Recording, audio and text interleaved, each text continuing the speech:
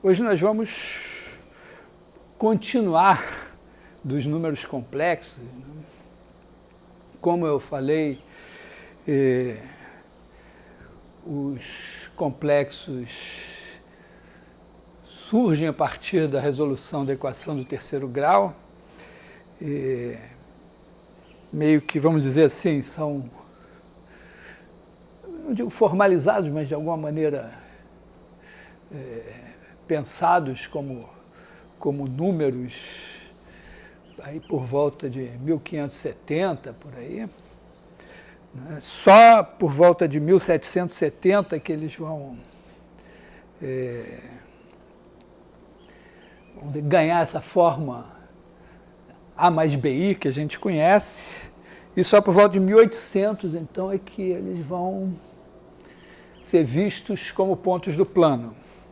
E aí teve vários... Era um mundo sem internet, que vocês não conheceram, mas sem internet, sem telefone,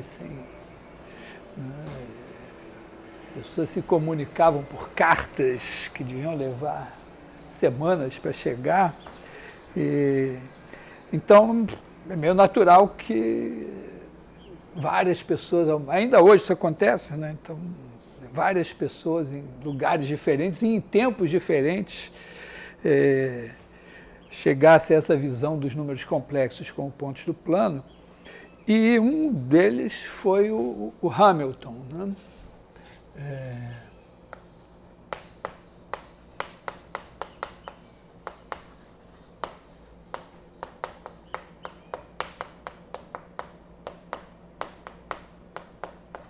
Que depois virou Sir. O Hamilton era irlandês e por volta aí de 1830, uma coisa mais ou menos por aí, ele chegou a essa ideia também dos números complexos como pontos do plano, mas ele inclusive formulou, né, que um número complexo, x mais y era a mesma coisa que o par ordenado xy. Então ele tinha uma noção bem clara disso, e ele pensou assim, bom, os números reais são pontos da reta, os números complexos são pontos do plano, deve ter números tridimensionais. Então, a partir daí, ele passou a se colocar a questão de formalizar o que eu chamei de trincas. Claro que ele tinha um nome em inglês para isso. Não sei se tem uma questão aí. Alguma pergunta?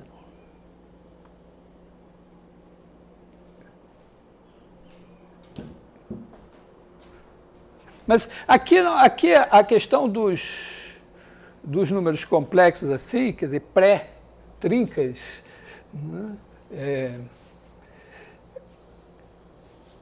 é que todas as operações com os números complexos são as operações com pares ordenados, mais uma, que é a multiplicação. Mas está claro, né, que um número complexo tem uma parte real x, uma parte imaginária y, e isso funciona como, vamos dizer, como pontos ou como vetores do plano. Se você for botar isso no computador, né, se você for trabalhar com números complexos no computador, você vai botar um par xy, você não vai ficar x mais yi, você pode até, para exibir na tela e tal, para ficar bonitinho, mas um número complexo vamos ter isso claro, quer dizer, quando você trabalha no computador, x mais yi é xy. Quando você trabalha no computador, ANXN mais AN menos 1, XN menos 1, mais A2x2 mais A1x mais A0, isso daqui, no computador, é A0, A1, A N. Você não vai ficar botando x elevado a n.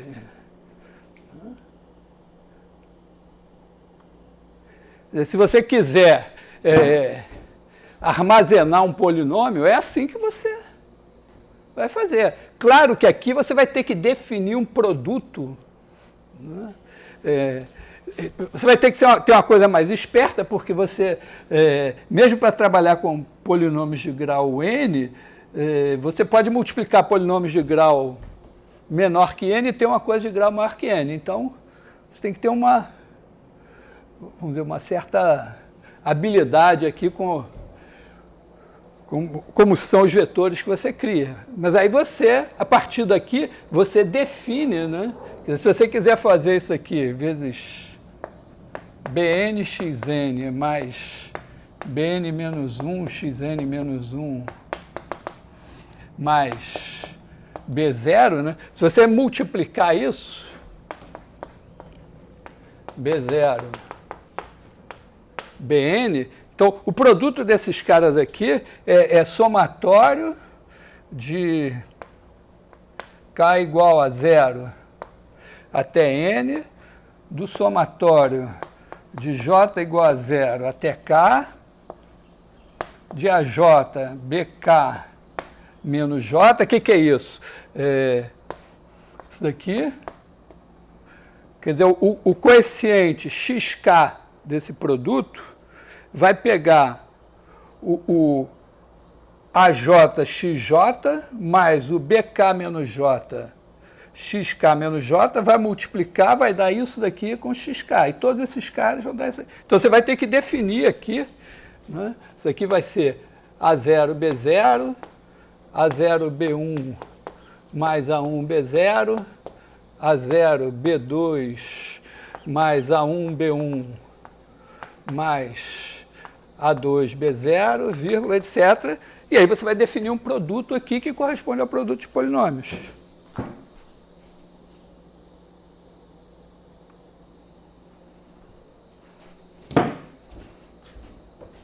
Tá legal? Não precisa, a rigor, não precisa ninguém te ensinar isso. Você já sabe isso.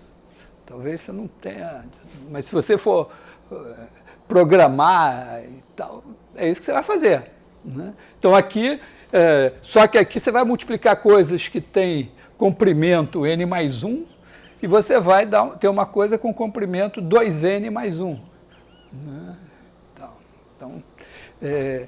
Então o Hamilton não tinha computador, não programava nada, mas ele viu, bom, isso aqui eu posso pensar como um par ordenado. E quando eu faço A mais BI vezes X mais YI, isso daqui vai dar AX menos BY mais I,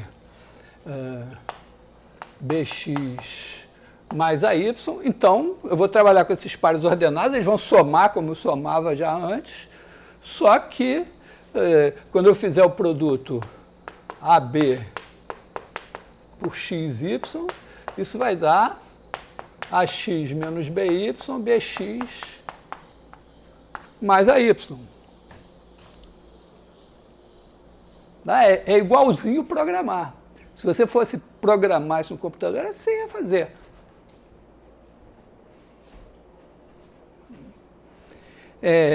Na linguagem matemática, chama-se um isomorfismo. Aqui você tem o espaço vetorial dos polinômios de grau menor ou igual a n, é isomorfo ao Rn mais 1. Só que em Rn mais 1, se você pensa os elementos de Rn mais 1 só como n-uplas, talvez você não tivesse a ideia de criar essa multiplicação, que pega um cara de Rn mais 1 com um cara de Rn mais 1 e transforma num cara de R2n mais 1, assim.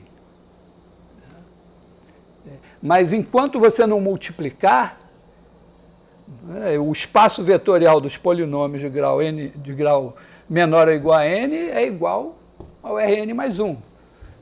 Enquanto você não multiplica, os complexos são o R2.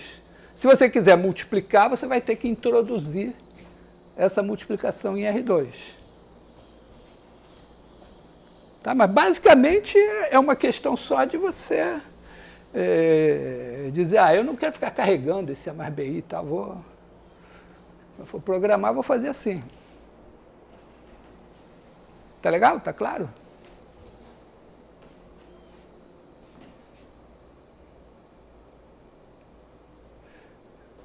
Esse sim foi do André ou foi... O André que tem que dar o aval aí. Então, beleza. Então, é isso. Então, você pode... Aí é uma questão de gosto, né? Acho que todos nós achamos mais simpático trabalhar com isso aqui, né? Tá, mais assim, então... Aí, só que o Hamilton, como eu ia dizendo, ele olhou para isso e disse, pô, tem que ter as trincas. Então, seria uma coisa tipo dizer, eu vou pegar um x mais yi mais EJ, que vai ser o XYZ, só que o problema dele é que, claro, somar estava fácil e tal. O problema é na hora de multiplicar, as contas não fechavam. Eu não vou gastar tempo aqui discutindo por que não fechavam e tal. Tem algumas pistas que a gente pode ter claras de que não vai dar para fechar, né, uma continha e tal. Mas ele ficou nisso 10 anos. Né? Claro, ele fazia muitas outras coisas. Hamilton era um físico top, sim, ele era da Academia de Ciências, lá da... Não sei qual era o nome, acho que Academia de Ciências da Irlanda, uma coisa assim. E fazia muitas coisas. Na verdade, ele ficou obcecado por isso, mas ele fez coisas mais importantes. E ficou nisso até... inclusive, o que eu vou contar para vocês está no videozinho dos quaternios e saiu de uma carta que ele escreveu para o filho dele, né? E outras correspondências. Então, ele meio que... Até os filhos perguntavam, e aí, já consegue multiplicar as trincas e tal? Porque o problema era multiplicar as trincas. E aí, num dia, assim, na manhã de 16 de outubro de 1843, né, vai o Hamilton caminhando com sua senhora, parece que ele não estava de braço dado com ela, provavelmente ele estava mais solto, assim, para ter a cabeça mais... E aí, de repente, ele teve a ideia, e ele trocou as trincas pelo que ele chamou de quaternio, seria W mais XI mais YJ mais EK. Eu prefiro hoje usar o T de tempo no lugar do W. O próprio Hamilton tinha a ideia de um espaço a 4 dimensões com o tempo também, já estava uma coisa na cabeça dele assim. E aí, mas foi assim, ele teve a iluminação, porque, claro, ele estava há 10 anos pensando no assunto, quando isso veio direto, né? Então, ele imediatamente gravou lá na ponte, no pilar da ponte, por onde ele estava passando, né, a fórmula I ao quadrado igual a J ao quadrado, igual a K ao quadrado, igual a IJK, que é igual a menos 1. E meio assim, ficou, vamos dizer, está entendido assim que os quaternios vão ser números assim, né, esses números W, X, Y, Z são números reais. E eles vão se somar como elementos de R4, quer dizer, ele saltou o R3 e foi para o R4. E vão se multiplicar com a associatividade e a distributividade, valendo essas regras aqui. Ele teve que abrir mão da comutatividade. Tá? Porque aqui você faz as contas, você multiplicando por I dos dois lados aqui, você vai ter que... e depois outras multiplicações, né? IJ vai ser igual a K, JK vai ser igual a I, e K vezes I vai ser igual a J. É só você trabalhar com essas coisas aqui usando associatividade. E aí, quando você multiplica, por exemplo, por I dos dois lados, aqui você vai ter IK igual a menos J. Então, aqui você vai ter IK igual a menos J. E da mesma forma, aqui você vai ter KJ igual a menos I e JI igual a menos K. Bastante, um marco importante também para a álgebra, né? Você pensar... claro que isso estava maduro, mas lembra que eu falei que quando os números complexos surgem, eles não surgem como uma... Ninguém estava procurando inventar novos números, mas esses números surgiram e se impuseram como artifícios de cálculo para operar com os números já, para chegar a soluções de problemas com os números já conhecidos.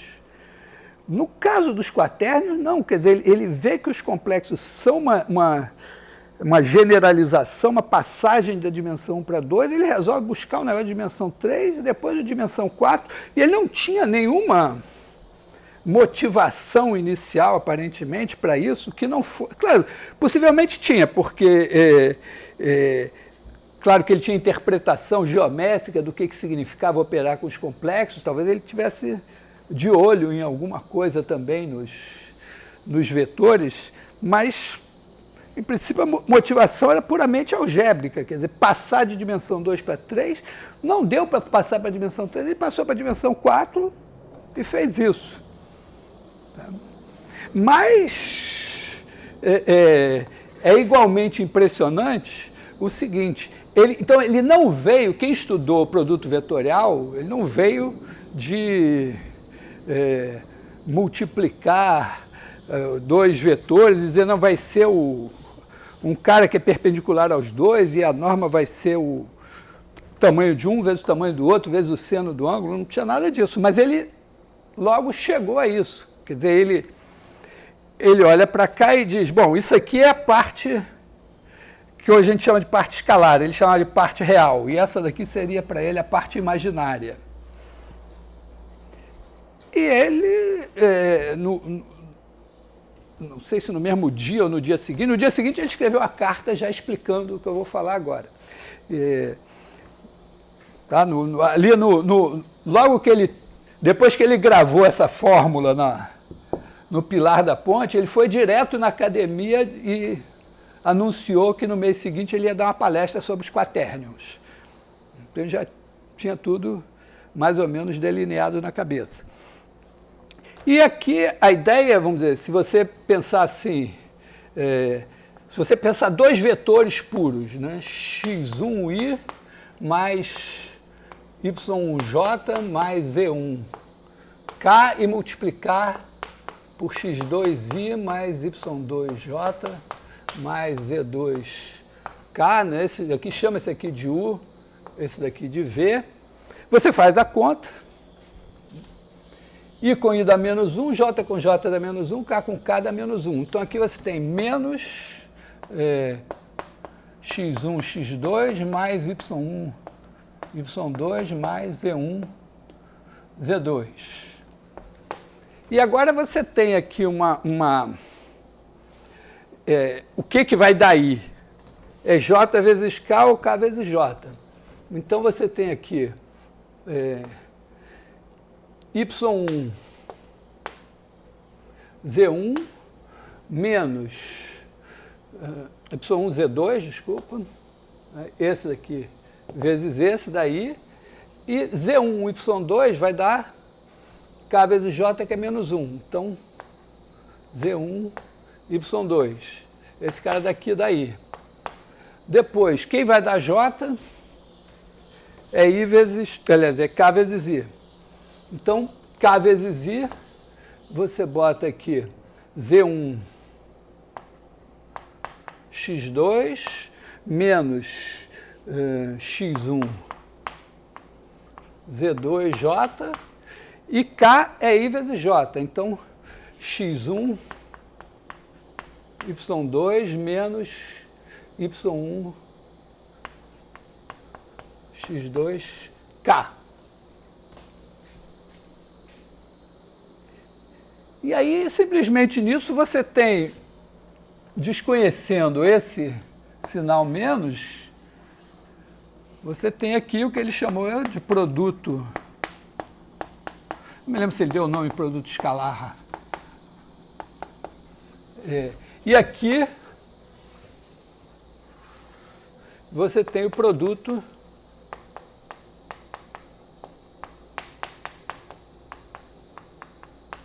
vetorial. Então esse aqui, se eu não me engano, é a segunda vez que o produto escalar aparece na história, mas porque o Fourier tinha feito lá com funções, com a integral e tal, tinha feito antes, mas o Fourier não tinha nenhuma interpretação geométrica do que ele estava fazendo. Era tal. Aqui tem uma interpretação geométrica evidente. O Hamilton já diz, ó, esse negócio daqui é o produto escalar de U por V, vou usar a notação de hoje, produto escalar de U por V, e é norma de U, norma de V, cosseno θ. E aqui, U, V, θ, e foi direto em R3, e já de cara ele fez isso aqui algebricamente, enxergou essa interpretação geométrica aqui. E esse produto vetorial aqui, né, ele vamos dizer, a gente usa vou usar essa notação, eu vou usar com a bolinha, porque senão esse X fica meio maroto aqui, né?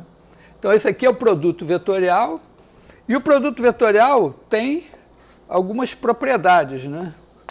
O produto vetorial é perpendicular a U, o produto vetorial é perpendicular a V, a norma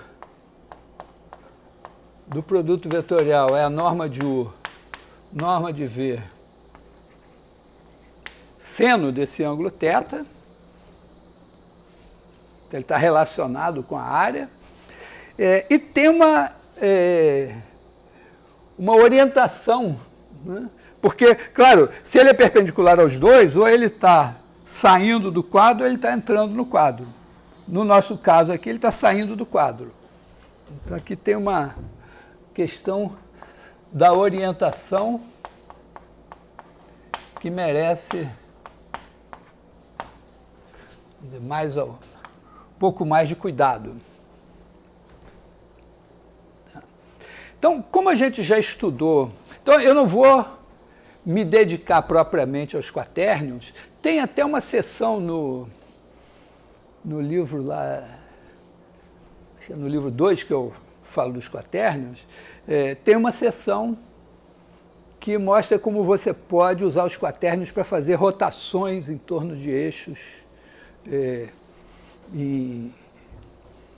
no espaço.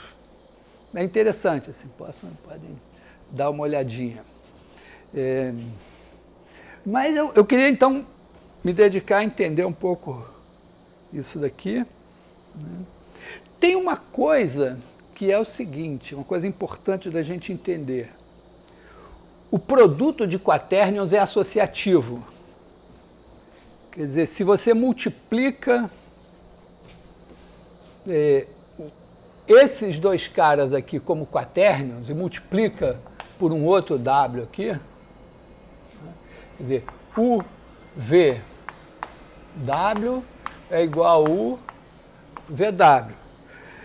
Mas UVW e U vezes VW tem parte real e parte vetorial, parte escalar e parte vetorial. Quando a gente faz o produto escalar, obviamente essa questão da associatividade do produto escalar não se coloca porque produto escalar de dois vetores é um número, não é para você multiplicar por outro vetor, né? Embora você possa também pensar em um certo sentido. Agora, quando você faz o produto vetorial, é um produto que não sai do conjunto dos vetores, né? É legal aqui que você separou, tem os escalares e tem os vetores, eles estão juntos em R4. Né? Aqui, de passagem, dá para entender agora por que os professores de física usam I, J, K para representar os vetores no espaço, né? Mas tem essa pergunta, isso aqui é diferente de U vetorial V vetorial W ser igual a U vetorial V vetorial W. Isso não é verdade, em geral. Então, se você botar a parte escalar, funciona. Bom, então vamos, como nós não somos o Hamilton, mas nós podemos, vamos dizer, em um dia ele já sabia isso, a gente pode saber também, se a gente parar para pensar um pouquinho, né? Então vou discutir só o produto vetorial. Tá? Então vamos...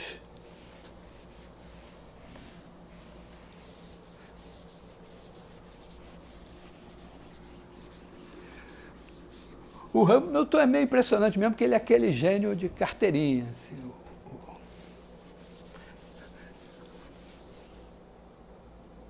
Bom, apaguei aqui, vamos apagar tudo. Tem uma maneira... Então, pensar assim, produto vetorial...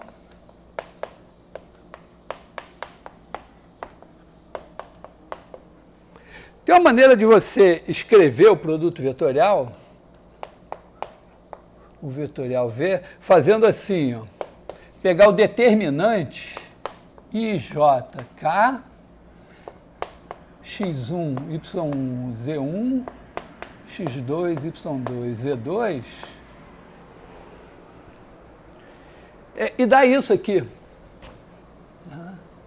Porque aqui, ó, pensa assim, aqui é Y1K,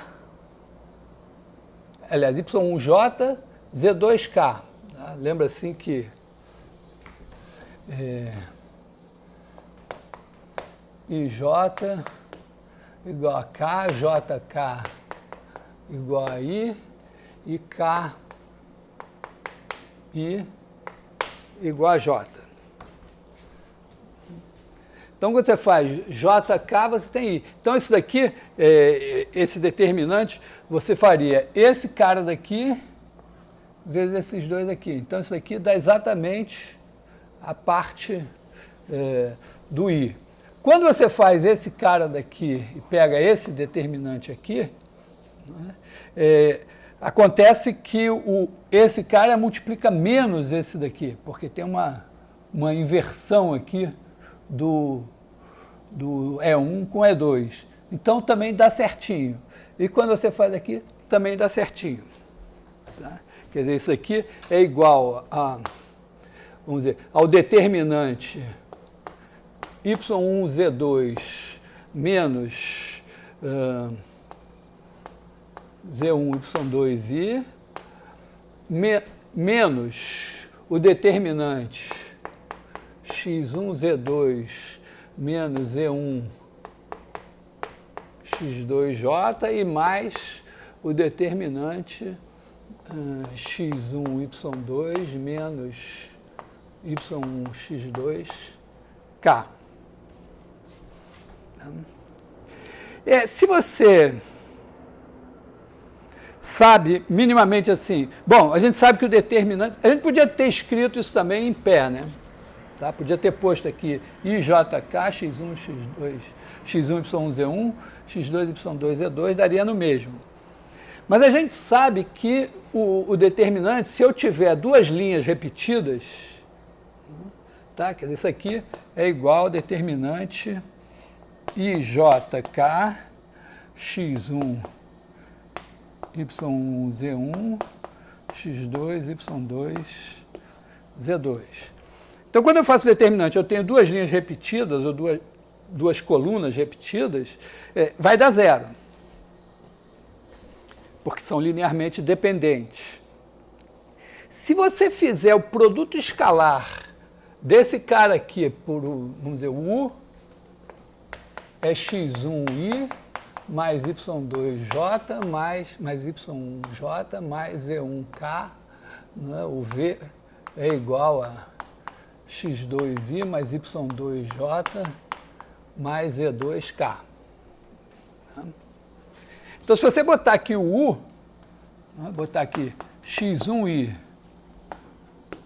y1j, z1k,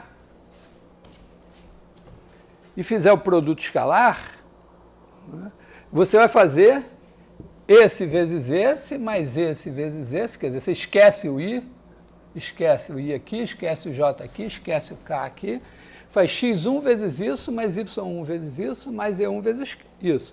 Então, o produto escalar de U por V é a mesma coisa, né, que você botar aqui no lugar do I, J e K, você botar x1, y1, z1, x1, y1, z1, x2, y2, z2. Porque aí, quando você calcular esse determinante, você vai pegar esse cara daqui e vai multiplicar por esse, que é exatamente multiplicar isso daqui por isso.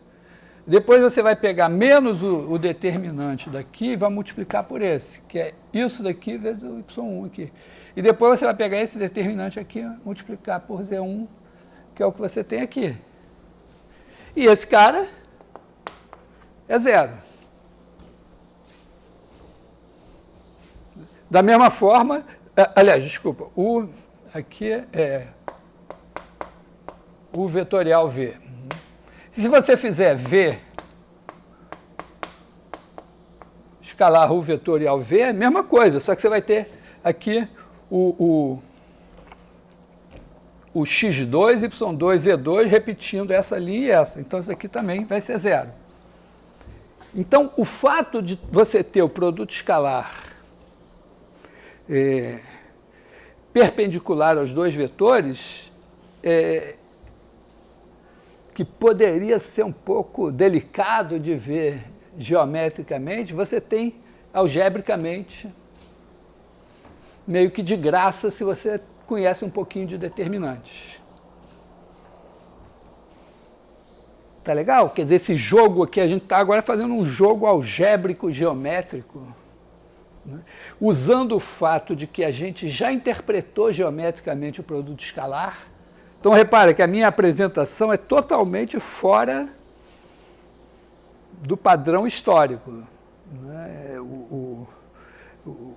O Hamilton, quando ele inventa os quaternions, ele não estudou o produto escalar antes, a gente estudou.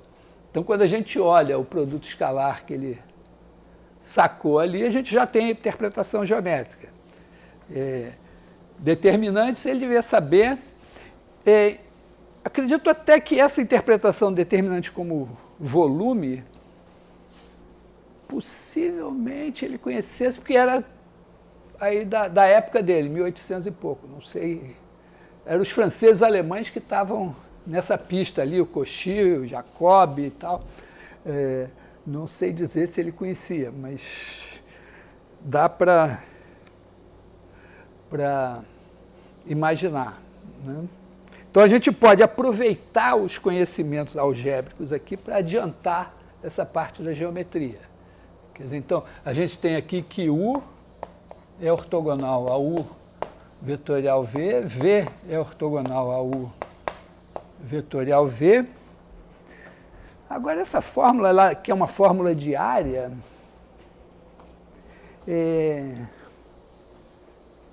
eu não sei como ele sacou, mas tem um resultado, uma ideia bem geométrica que eu queria conversar vocês, para mostrar isso aqui, que a norma de U vetorial V é igual a norma de U, norma de V, seno θ, que é a área, seria a área do paralelogramo formado pelos dois vetores no espaço.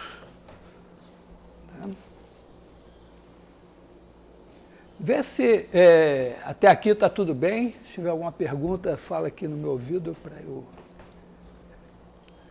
encarar logo.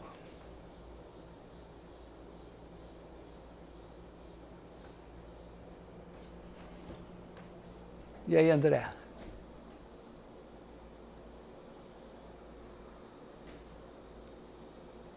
Está falando? Eu não estou ouvindo nada aqui.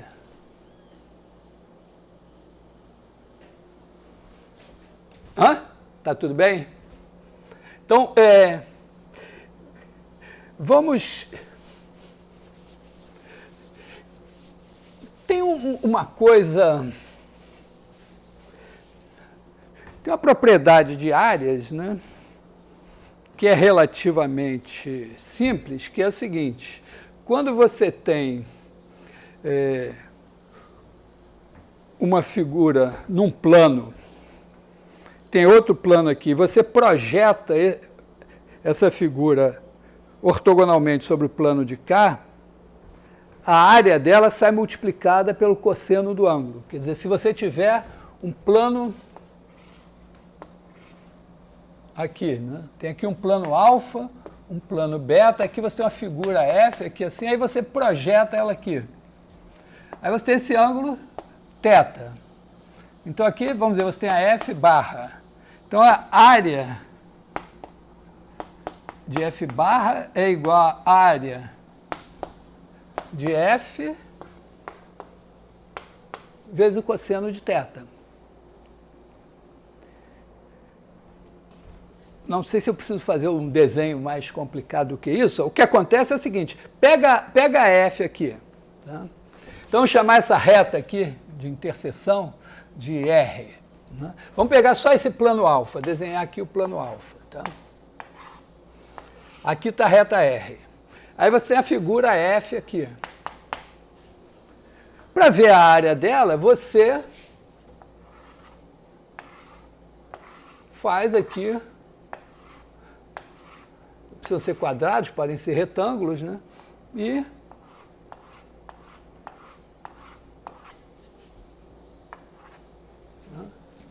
aproxima a área e aproxima quanto você quiser. Quando você projeta esse negócio aqui, que está aqui assim, projeta aqui em beta, o que acontece? Esses comprimentos aqui paralelos a R, quer dizer, um lado que está paralelo à reta R, quando ele cair no chão aqui, ele cai igualzinho, é o mesmo comprimento. Enquanto que esses aqui, que estão perpendiculares a R, eles estão assim, eles caem exatamente como a gente está vendo aqui. Ó. O cara está aqui assim, quando ele cai aqui, ele sai multiplicado pelo cosseno θ. Então, qualquer ladrilhamento de F, com lados paralelos e perpendiculares a essa reta R aqui, vai ter esse efeito. Todos os ladrilhos vão cair com um dos lados preservados e o outro lado multiplicado pelo cosseno θ. Então a área toda, no fim, vai sair, passando ao limite e tal, vai sair multiplicada pelo cosseno θ. Está claro isso? Bom, então...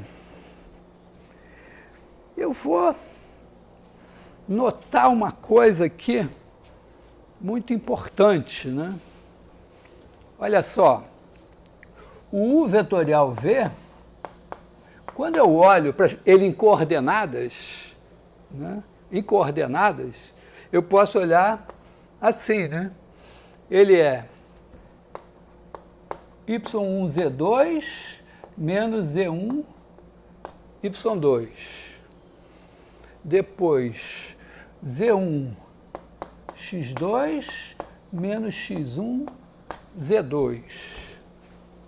E aqui, X1, Y1, menos x1, y2 menos y1, x2.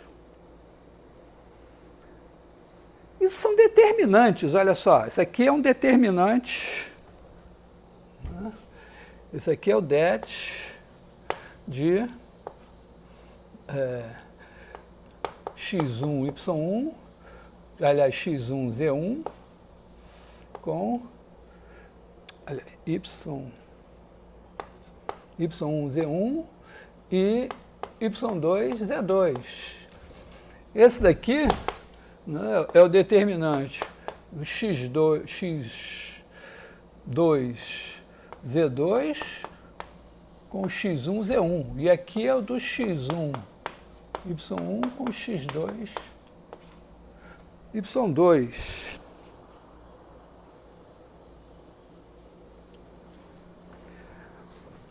Olha só. E são áreas, né? Quer dizer, esses determinantes aqui são áreas. Então, vamos botar aqui no espaço, tentar fazer um desenho assim.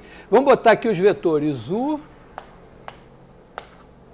e V aqui no espaço. Então, eles têm aqui, formam aqui no espaço um paralelogramo, né? Assim. E se eu projetar, então o U tem coordenadas x1, y1, z1. O V tem coordenadas x2, y2, z2. Se eu projetar esse paralelogramo aqui no chão,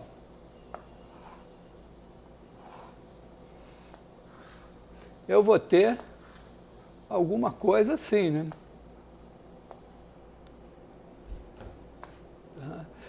Desculpa, projetei errado aqui, né? Projetar esse aqui no chão aqui, esse aqui, o outro aqui assim, alguma coisa assim, tá? Então, esse cara daqui, ele perdeu, quando eu projeto o U aqui, ele perde a coordenada Z, quer dizer, se eu olhar ele aqui no plano, ele é como se fosse o x1, y1. Tem a coordenada 0 aqui, mas...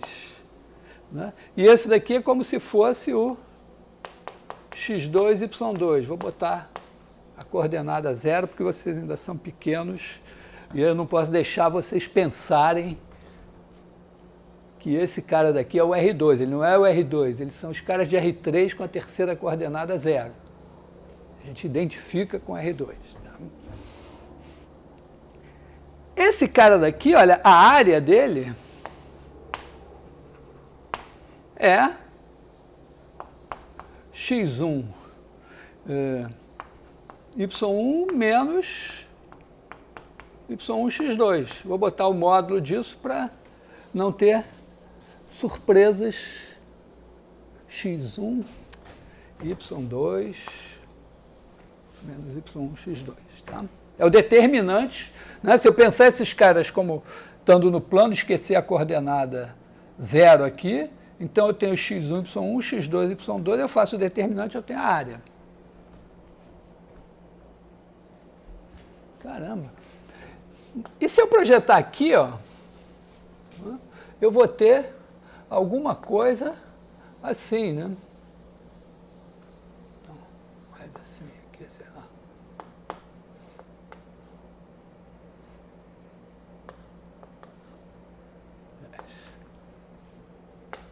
Assim mesmo, tá? Quer dizer, aqui, ó, o U vai se projetar aqui, ele vai perder a coordenada Y.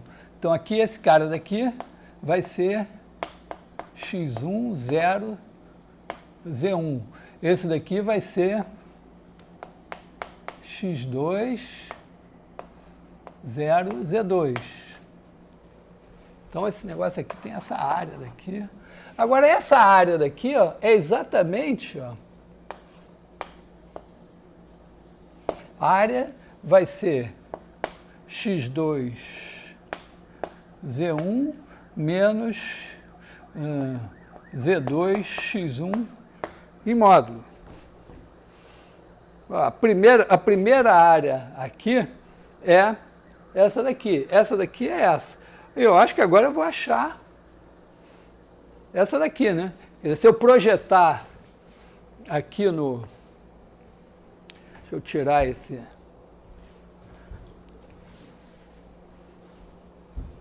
cara aqui, projetar isso de alguma maneira aqui no...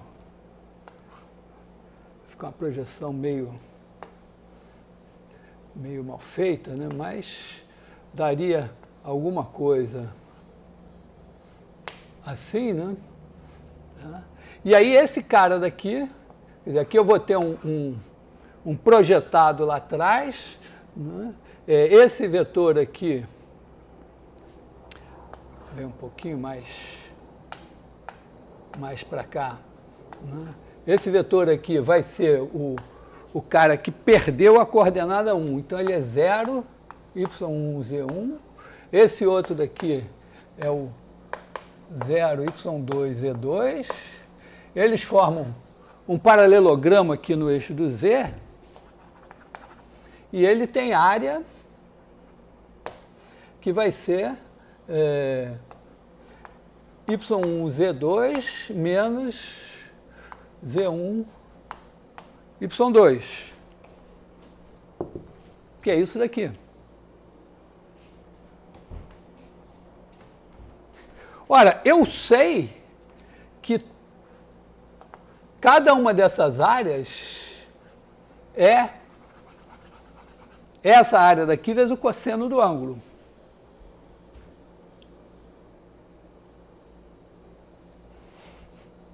Tá legal? Quer dizer, o ângulo que esse plano do paralelogramo dado por U e V faz com cada um dos planos coordenados. Então eu preciso dos cossenos desses ângulos e eu sei produto escalar. Então, vamos pensar assim, ó. O cosseno do ângulo entre dois planos, né? Se eu tiver aqui um plano alfa e um plano beta, assim, vamos dizer assim. Aqui assim, se eu tiver o vetor normal a esse e o vetor normal a esse, né, vou fazer um desenho mais assim, né? Está aqui o alfa, está aqui o beta. Se eu pegar aqui o vetor normal a beta, vou chamar ele n beta aqui, e o normal a alfa aqui, esse ângulo é igual a esse. Tá? Quer dizer, o ângulo entre os planos é o ângulo entre os vetores normais. Então, olha só, eu posso pensar no ângulo entre os planos olhando para os vetores normais. E mais, eu vou precisar do cosseno do ângulo. Então, se eu pegar os vetores normais unitários, o cosseno do ângulo vai ser o produto escalar. Né? Quer dizer, eu posso aqui olhar para o produto escalar desses caras aqui, vai ser igual a cosseno θ. Tá? Desde que eu tome unitários esses caras. E olha só, aqui, ó, eu tenho, ó, nesse caso aqui, o vetor normal aqui é o E3, ele está no plano horizontal. Nesse caso aqui, o vetor normal é o E2. E nesse último caso aqui, o vetor normal é o E1. Então eu tenho os vetores normais desses planos. Se eu chamar de N aqui, N, o vetor normal aqui, então eu vou chamar de... Parar isso aqui, tirar isso daqui, e vou chamar de N, né, esse cara daqui,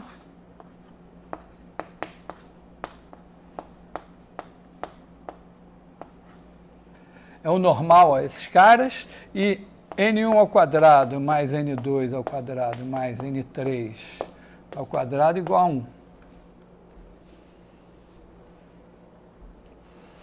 Está todo mundo a bordo? Eu não estou vendo, mas eu estou ouvindo. Se alguém caiu no mar... Hã? Peraí, o som está horrível.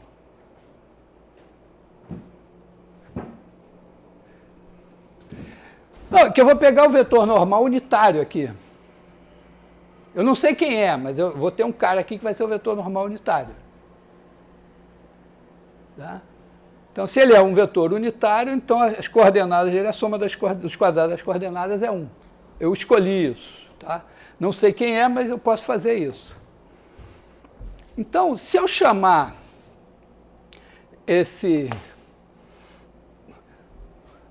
Vamos chamar de A área aqui.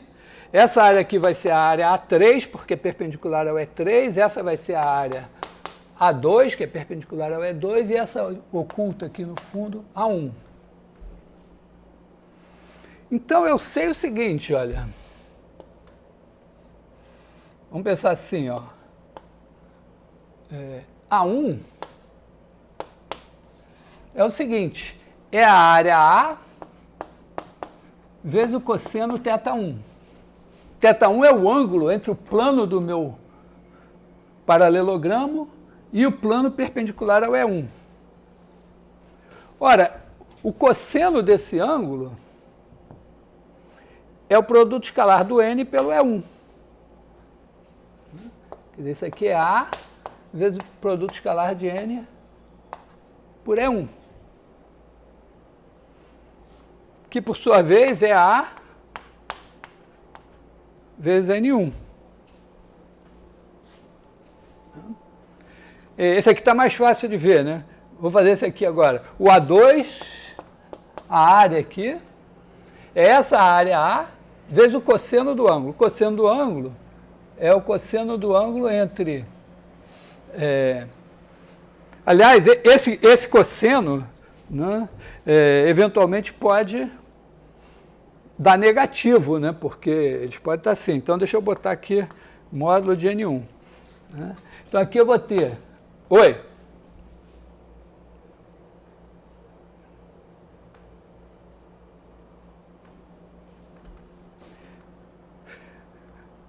Ué, mas o produto escalar de N por E1, N é isso aqui. Quando você multiplica por 1, 0, 0.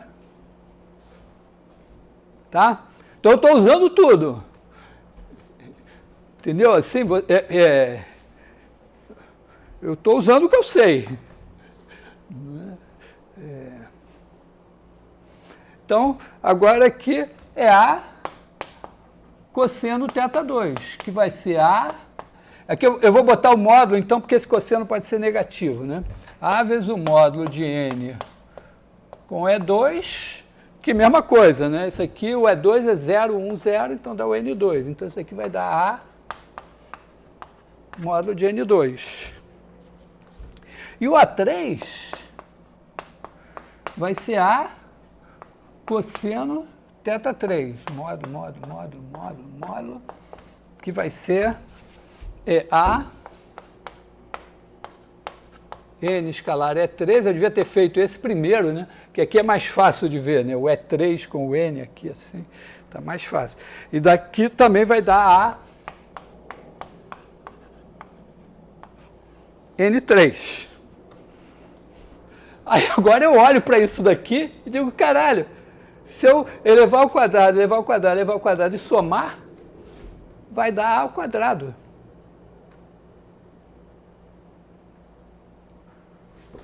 Então, vou apagar isso aqui.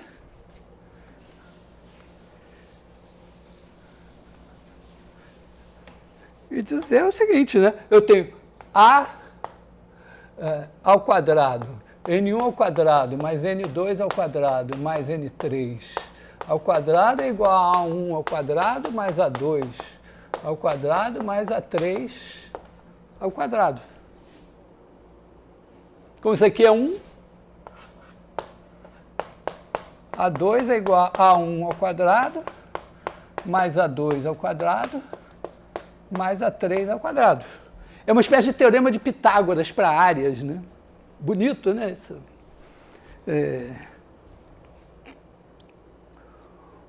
Se você tem uma figura plana no espaço, né? Quando você faz o teorema de Pitágoras, você pode pensar assim, né? Você tem um segmento de reta no plano, você projeta ele aqui, projeta aqui, e o comprimento dele ao quadrado é a soma dos quadrados dos comprimentos das projeções. É o Pitágoras. Agora a gente tem um Pitágoras mas Pitágoras para áreas, né? Você tem uma figura plana, porque isso aqui vai valer. Repara, isso aqui eu não usei que era paralelogramo em lugar nenhum, né? Quer dizer, se eu pegar uma figura qualquer aqui, plana, né?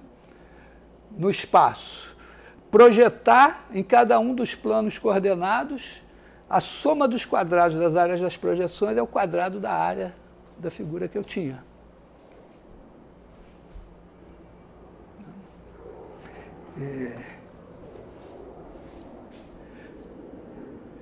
Então, esse resultado lindo, né, está me dizendo o seguinte, ó. Esse cara daqui, ó,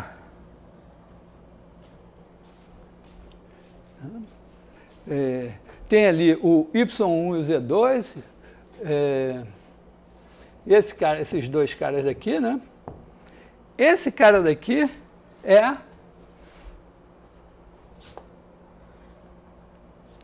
o A1, ó, é o módulo desse cara. Quando eu elevo ao quadrado, é o módulo desse cara ao quadrado. O A2, né? O A2 é o cara, esse daqui, né? Que tem o X2 e o Z2. É esse cara aqui, ó. É o módulo desse cara daqui. E o A3 é o módulo desse cara daqui. Então, se eu pegar esse cara elevar ao quadrado, esse elevar ao quadrado, esse elevar ao quadrado e somar, eu tenho o quadrado da área. Mas acontece que a soma desses quadrados aqui é o quadrado da norma desse cara daqui. Então, eu estou dizendo que se eu elevar a norma desse cara ao quadrado, eu tenho esse ao quadrado, mais esse ao quadrado, mais esse ao quadrado, que é o quadrado da área. Então, se eu tirar a raiz quadrada, a norma de U vetorial V é o A.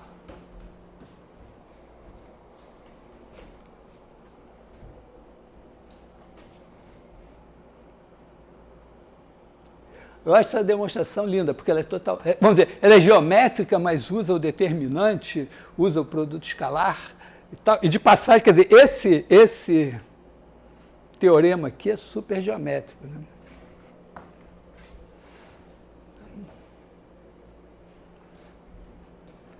Tem demonstrações mais algébricas, talvez até mais simples, mas eu gosto muito dessa, né?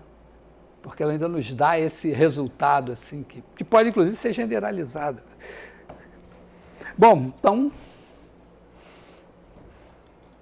estamos resolvidos assim, com as propriedades do produto vetorial, né? O produto vetorial é perpendicular aos dois vetores e a norma dele é a área do paralelogramo.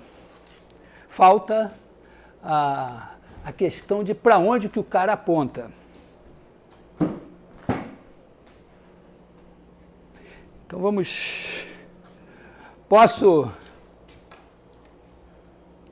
considerar vencida essa etapa aqui?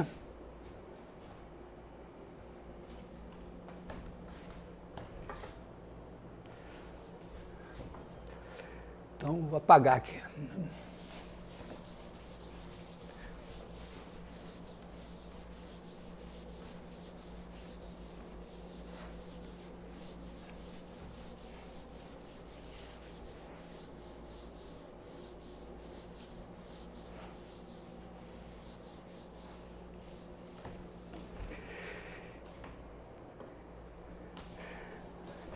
Então a questão é produto vetorial.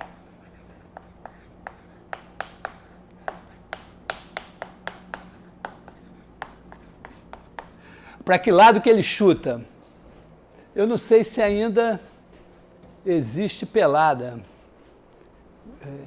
Antigamente tinha, as pessoas estavam na rua, na praça, na praia, jogando futebol. E era pelada porque um time jogava sem camisa, o outro de camisa. E às vezes aparecia alguém de fora, um time estava desfalcado, ou chegavam dois, aí entrava um para cada lado, ou entrava o cara só, um tirava a camisa, outro não. E aí tinha pergunta, para que lado que eu chuto? Porque você não conhecia ninguém na pelada. Então, o produto vetorial tem isso. Você, tá bom, ele é perpendicular, agora será que ele chuta para lá ou ele chuta para cá? Então, a pergunta é: para onde chuta?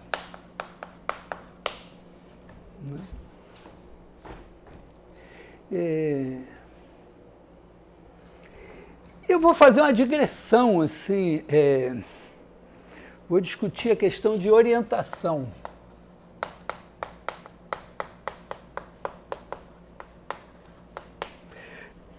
Que tem a ver com o sinal do determinante.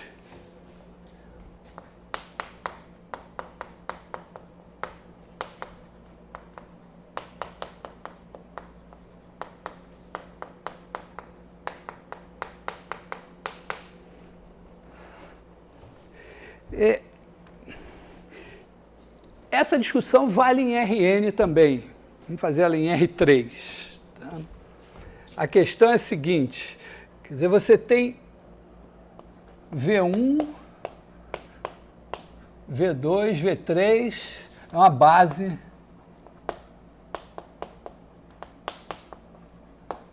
de R3. E tem uma outra base, o 1, o 2, o 3.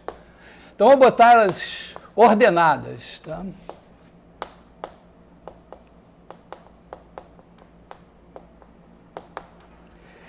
Porque lembra que eu falei que o sinal do determinante, no caso do plano, é mais claro, né, tem a ver com, vamos dizer, o plano fazer assim ou vir assim. No caso de R3, é se o espaço vai virar pelo avesso ou não. Então, a questão de virar pelo avesso, olha, tem a ver com o seguinte, ó, os caras estão assim, eles podem ir se deformando, mas para virar pelo avesso, precisa que um passe através do plano dos outros dois. E na hora que ele passa, eles deixam de ser linearmente independentes. Então, eu vou dizer, vamos dizer, uma definição. É uma definição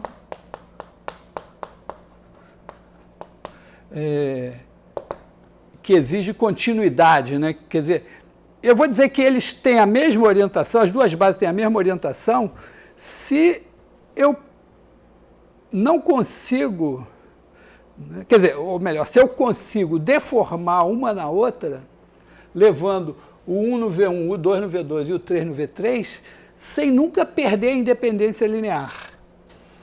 Então, eu vou dizer que o 1, o 2, o 3 e V1, V2, V3.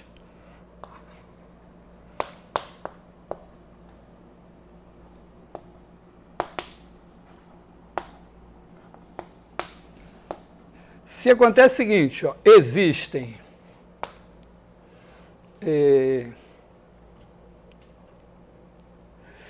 vamos chamar assim, epsilon 1, epsilon 2, epsilon 3, vou chamar W, né? As letras gregas aqui não. W1, W2 e W3, que vão ser três funções de 0, 1 em R3, contínuas,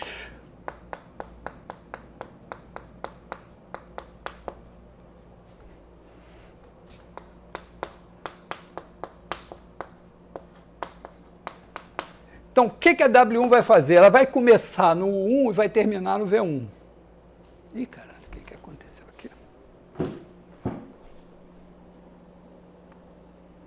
Pensei que tinha... Tá, então, W1 de 0 igual ao 1. Aliás, vou botar em geral aqui, né? WI de 0 igual ao I, WI de 1 igual a VI. Então, a W1 começa no 1, termina no V1. A W2 começa no 2, termina no V2. A W3 começa no 3, termina no V3. Então, quando o tempo vai andando de 0 até 1, cada um dos vetores vai mudando até vir aqui. É uma homotopia entre essas bases. Só que o que está proibido é que em algum momento alguém cruze o plano dos outros. Então, em todo instante, W1 de T, W2 de T e W3 de T vão ser linearmente independentes para todo T. Quer dizer, em nenhum momento eles deixam de ser linearmente independentes. É uma definição legal, assim, né? Normalmente, ela é tão sofisticada e exige noção de continuidade que ela nunca é usada realmente como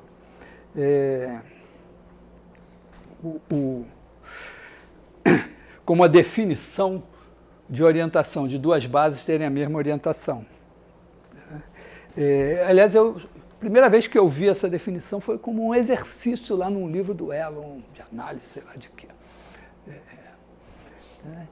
E a ideia é demonstrar o seguinte, vamos dizer, seria demonstrar o seguinte, é quase um teoremazinho, não é?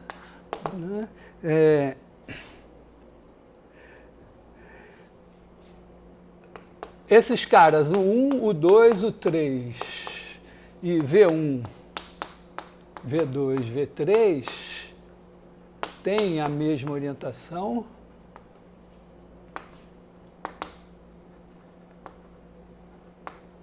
C só C, o determinante de U1, U2, U3 e o determinante de V1, V2, V3,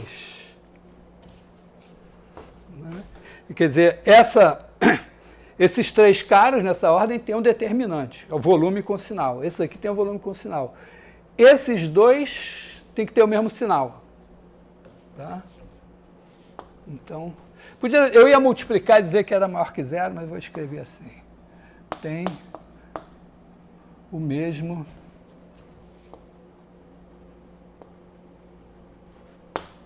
sinal.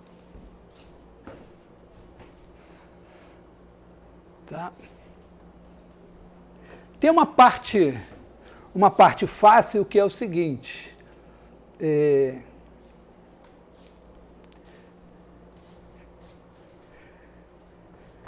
Se esse negócio aqui acontece, quer dizer, se existem essas... Se eles têm a mesma orientação, se as duas têm a mesma orientação, você vai calculando o determinante, né? Você faz o determinante de W1 de T, W2 de T, W3 de T.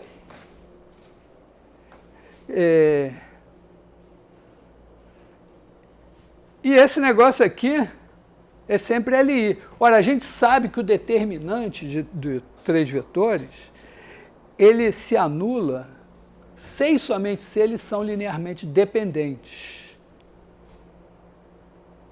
Tá? Porque, basicamente, é o seguinte, se você tem três vetores linearmente independentes, eles formam uma base, e aí o determinante deles determina, vamos dizer, os determinantes de todos os outros, né? Ele vira uma unidade de volume. Então, se o determinante de 3 caras linearmente independentes fosse zero, todos os determinantes seriam zero.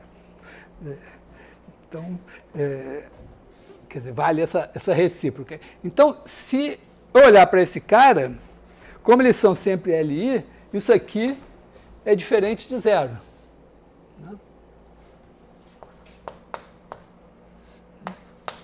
Para todo T.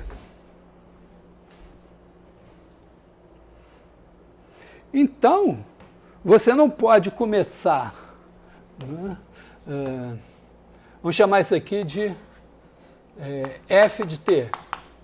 Só que f de zero, que é o determinante desses caras aqui, é o determinante de o1, o 2, o 3. E f de 1 é o determinante de v1, v2, v3.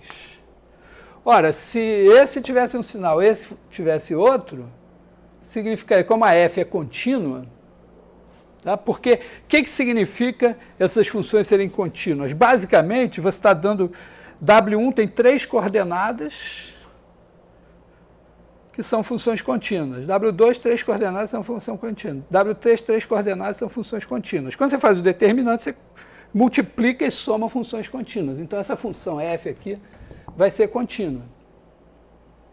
Se ela não se anula, não pode ter um sinal aqui e outro aqui. Então, esses caras têm que ter o mesmo sinal. Então, está claro assim que se duas bases têm a mesma orientação, o determinante tem o mesmo sinal. A dificuldade é provar que se o determinante tem o mesmo sinal, você consegue construir essa função aqui. É mais ou menos isso que eu quero mostrar. Porque a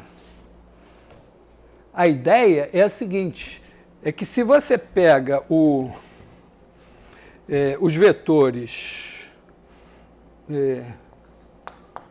U vetorial V, U e V, ou, que é mais simples para a gente pensar, né, se trocar a ordem duas vezes, ou U, V e U vetorial V, esses caras, e esse aqui também, porque eu fiz duas trocas, têm a mesma orientação. Vou botar tem no singular. Tá?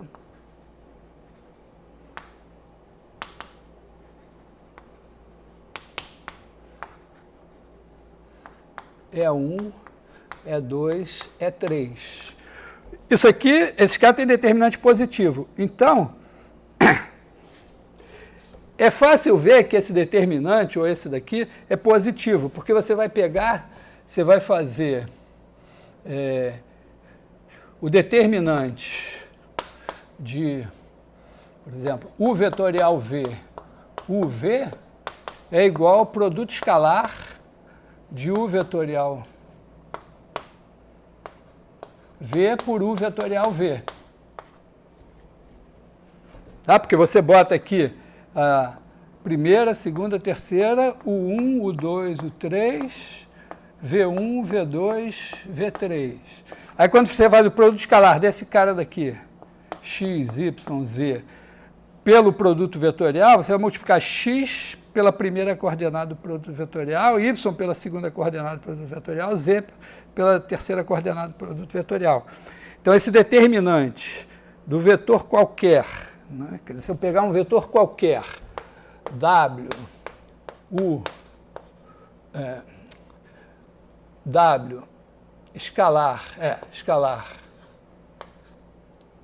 U vetor, aliás, U vetorial V é igual ao determinante W1, W2, W3, U1, U2, U3, esses, vou botar aqui x1, x2, x3, vou botar W igual a x, y, z, vou apagar aqui, para não misturar as coordenadas, tá? Então, meu W tem coordenadas x, y, z. O U tem coordenadas x1, y1, z1. O V tem coordenadas x2, y2, z2. Quando eu faço esse determinante aqui, eu estou fazendo o produto escalar de W por U vetorial V. Chama-se isso produto misto, aliás, né? Porque também vai dar o volume, isso aqui vai dar o volume desses 3 vetores. Então, quando eu faço o produto escalar, quando eu faço esse determinante, que eu boto aqui U vetorial V, UV, eu estou fazendo o produto escalar de U vetorial V por U vetorial V, que é sempre positivo.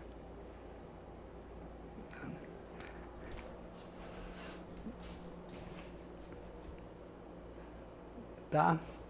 Então, é fácil você, então, você tem que se você pegar U, V e U vetorial V, eles têm que estar na mesma orientação que a base canônica. Então, isso corresponde à regra da mão direita, essas coisas todas. Mas, basicamente, é isso. Esses daqui e esses daqui. É que esse caso, essa posição aqui, generaliza para RN. Essa daqui é mais particular de dimensão ímpar. Né? Então, se você pensar o V e U vetorial V, olhar para a orientação, U vetorial V, está certo. Né? Se o U tivesse aqui, o V aqui, aí o vetorial V tinha que estar lá para baixo. Então, o problema aqui é mostrar que se o determinante tem o mesmo sinal, eles têm a mesma orientação, para valer essa maneira de enxergar.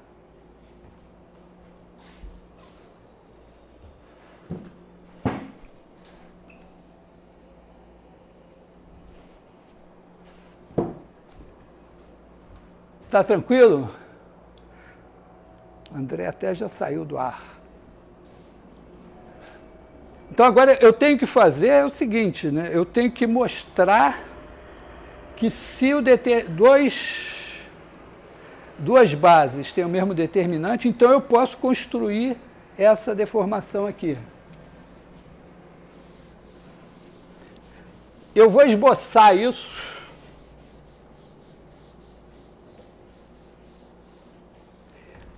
E a primeira coisa é o seguinte, vamos começar assim em R2 para a gente entender uma coisa. Imagina que você tem aqui U e V. Eu posso, olha, fazer o seguinte, eu posso deformar esses caras sem perder a independência linear, de maneira a eles virarem uma base ortonormal. Olha só, eu pego o U e encolho ele, ou estico, até ele virar um vetor unitário aqui, epsilon 1. Posso fazer isso, ó. Tá? Agora, ó, Gram-Schmidt, eu pego esse cara daqui, ele está assim, ó. Então, agora eu pego o V e transformo nesse cara daqui, somando a ele um múltiplo de U. Quando eu somo, né, quer dizer, o movimento do V para cá é fazer o V de T igual a V mais, vamos dizer, um certo 1 menos T, esse vetor aqui, né? Que é um múltiplo desse. Então, se eu fizer o determinante de U com V de T, é sempre igual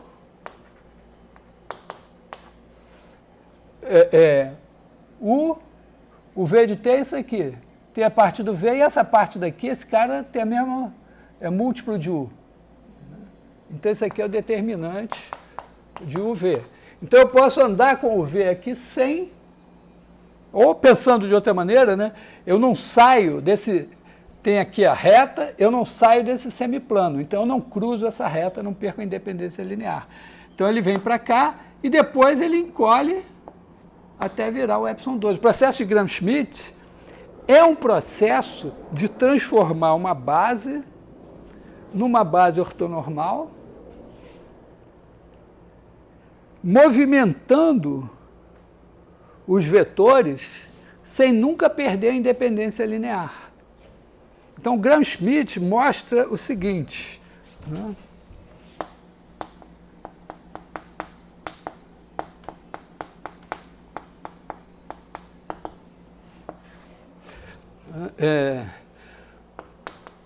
Toda base de Rn, na verdade, né, Gram-Schmidt constrói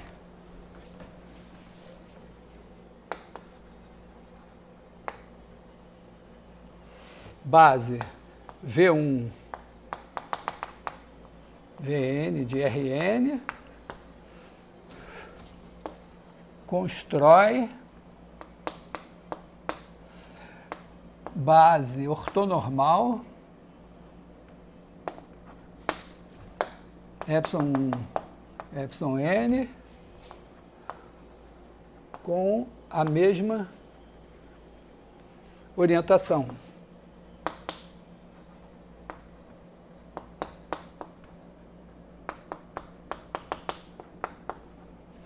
Quer dizer, o algoritmo de Gram-Schmidt, ele não só pega uma base e transforma numa base ortonormal, mas ele transforma de uma maneira que claramente você deforma essa nessa, deforma essa nesse, deforma aqui, e a orientação nunca muda.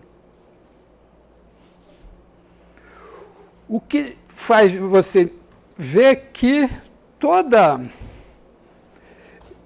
base de Rn, então, tem a mesma orientação que uma base ortonormal.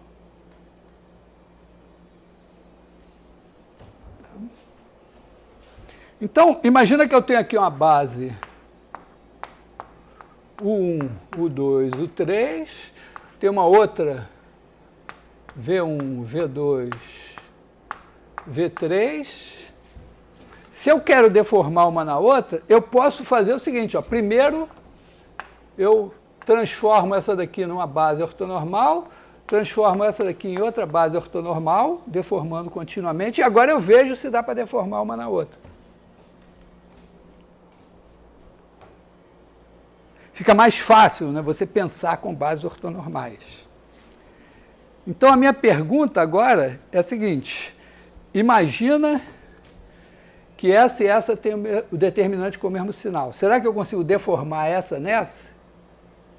Bom, como eu posso deformar essa numa ortonormal e essa numa ortonormal, e posso desdeformar, né? Claro, esse processo sempre dá para inverter, basta eu supor que essas duas são bases ortonormais. Então, a minha pergunta passa a ser, né?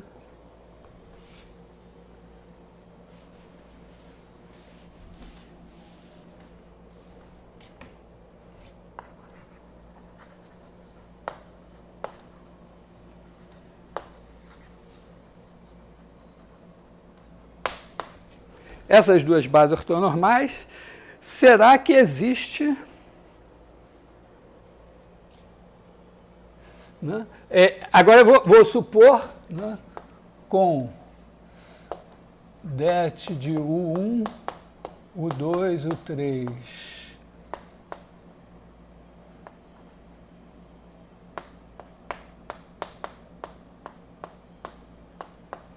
de mesmo sinal,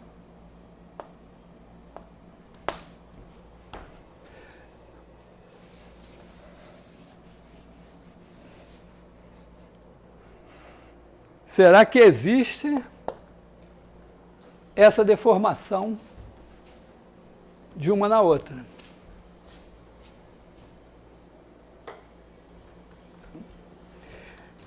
A minha maneira de pensar isso é a seguinte, olha, você pode começar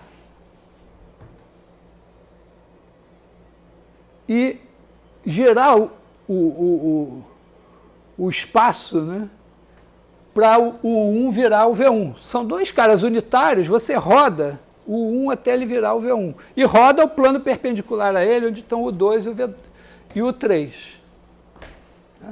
Então, imagina assim, fazer o desenho.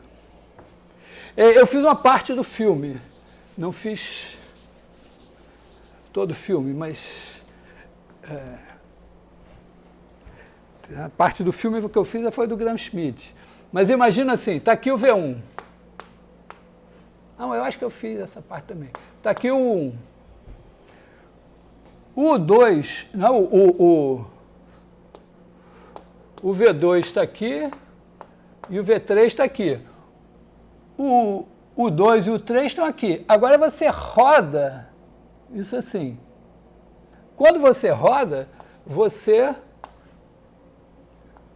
faz aqui coincidirem o 1 igual a V1. Você sempre pode, mesmo que esteja o ângulo assim, você roda até o 1 coincidir com o V1. Aí o V2 está aqui e o V3 está aqui. Quando o 1 caiu aqui, o 2 e o V2 necessariamente vão estar perpendiculares, aí vão estar no mesmo plano. Então aqui você vai ter o 2 e o 3 em algum lugar. Agora você deixa esse eixo parado e roda tudo, roda esse plano até o 2. Aqui você rodou o 1 para cá, agora você roda o 2 até vir parar no V2. Aí, o que acontece? Você vai o V1, 1 igual a V1, o 2 igual a V2.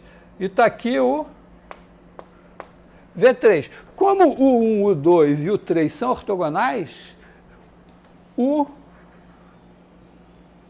3 pode ser duas coisas. Ou ele é o V3 ou ele é menos o V3.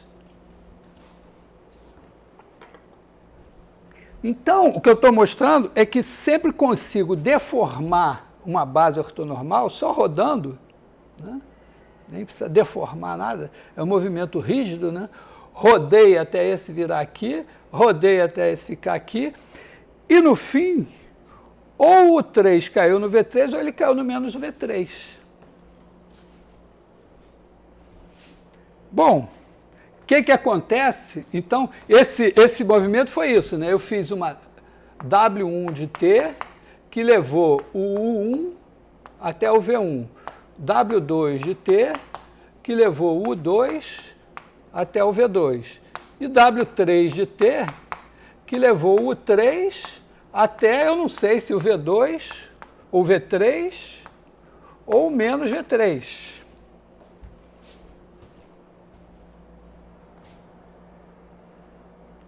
Só que o meu determinante não se anulou em nenhum momento. Então,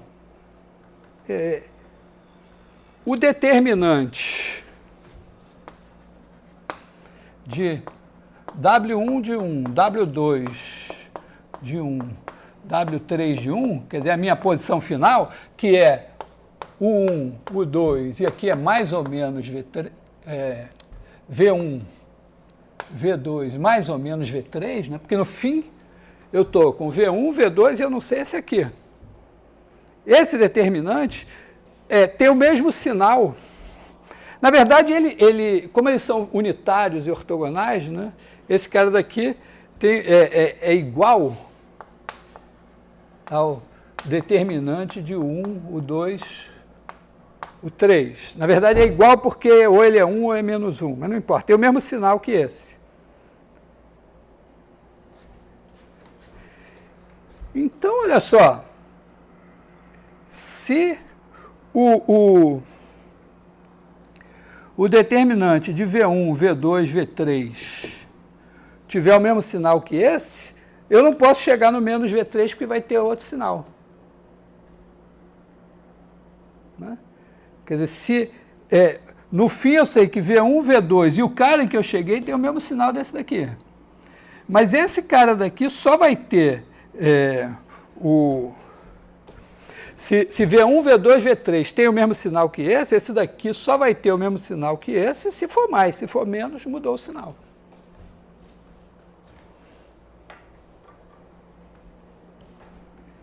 Tá? Então, repetindo assim, ó, eu suponho que o 1, o 2, o 3 e V1, V2, V3 tem o mesmo sinal. Aí eu vou rodando, rodando, rodando. Então eu chego no fim numa coisa que tem o mesmo sinal de 1, o 2, o 3 e o mesmo de V1, V2, V3, já que eles tinham o mesmo sinal. Só que ou eu cheguei em V1, V2, V3 ou em V1, V2 menos V3. Se eu chegasse em menos V3, tinha o sinal errado. Então, eu tenho que chegar em V3. Se tinha o mesmo sinal, eu vou chegar em V3. Tá? Isso é a demonstração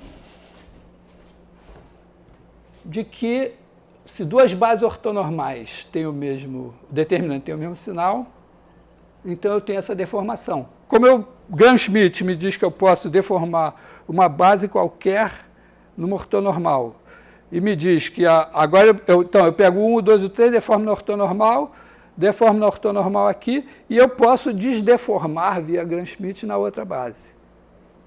Então vai ser, se tiver o mesmo sinal, eu consigo a deformação. Então, vamos dizer, com essa volta aqui pelo determinante, pelo sinal. Primeiro, agora a gente tem uma visão geométrica, topológica do que é duas bases terem a mesma orientação, né? Uma definição, né? Que é equivalente a uma definição meio mágica, de dizer que o determinante tem o mesmo sinal. E como a gente sabe que o determinante de U vetorial V tem o mesmo sinal do determinante de E1, E2, E3, a orientação. Não estou dizendo que o U e o V são ortogonais, né? Eles não precisam ser ortogonais, mas vamos dizer, um está aqui assim, o outro está aqui. Então, U vetorial V, que é a mesma orientação de E1, E2, E3. Essa é a explicação assim, do...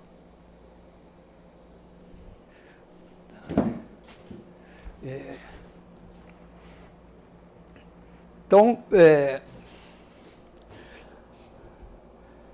se eu parar, acho que eu vou parar aqui. Deixa eu ver o que mais. Então, bom, nós tivemos uma viagem aqui, né, que juntou números complexos, quaternions, produto escalar, produto vetorial, determinante, área, volume, tudo entrou na nossa história hoje. Então, acho que está suficiente, a menos que alguém fale alguma coisa aqui no meu ouvido. Quinta-feira, depois da manhã, temos uma aula muito importante para o pessoal da engenharia, hein? Curso de engenharia tem uma das habilidades que o engenheiro tem que ter, é a expressão gráfica. Claro que expressão gráfica hoje é usar um software para desenhar as coisas no computador. Mas uma coisa importante, e que eu aposto com vocês que, não digo a totalidade, mas a maioria das pessoas hoje que estudam engenharia, e boa parte das que estudam arquitetura, é mais grave ainda, não sabem direito, é perspectiva cônica. Essa que tem pontos de fuga e tal. Então, eu vou confessar para vocês que eu nunca na minha vida tive... Não, eu tive uma aula de perspectiva uma vez no pré-vestibular. Mas a matemática da perspectiva é relativamente simples.